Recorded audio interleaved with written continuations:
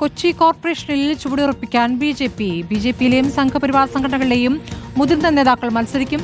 കേന്ദ്രമന്ത്രി ജോർജ് കുര്യനാണ് തെരഞ്ഞെടുപ്പ് ചുമതല. കോൺഗ്രസിൽ പ്രതിപക്ഷ നേതാവ് വി ഡി സതീശന്റെ നേതൃത്വത്തിൽ സ്ഥാനാർത്ഥികളുടെ ചർച്ചകൾ അന്തിമഘട്ടത്തിലാണ്. ഘടകകക്ഷികളുമായി ചർച്ച പൂർത്തിയാക്കി സ്ഥാനാർത്ഥികളെ പ്രഖ്യാപിക്കാനാണ് LDFന്റെ നീക്കം. ലേബി സതീന്ദ്രൻ വിവരങ്ങളുമായി. ലേബി, കൊച്ചി പിടിക്കാൻ കോൺഗ്രസിന്റെ ആസൂത്രണങ്ങൾ തുടങ്ങിക്കഴിഞ്ഞിരിക്കുന്നു. BJPയും വിട്ടുകൊടുക്കുന്നില്ല. വലിയ രീതിയിൽ കേന്ദ്രമന്ത്രി ജോർജ് കുര്യന് തന്നെ ചുമതല നൽകിക്കൊണ്ടുള്ള നടപടികളിലേക്ക് കടക്കുകയാണ്. എന്താണ് നമുക്ക് അറിയാനാകുന്നത്?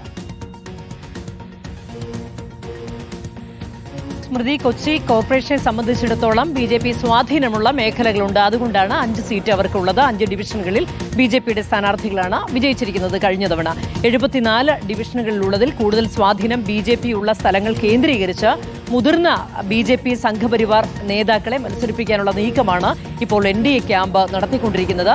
നമ്മൾ UDFന്റെ കാര്യവും കഴിഞ്ഞ ദിവസം വിശദമായി തന്നെ ചർച്ച ചെയ്തു.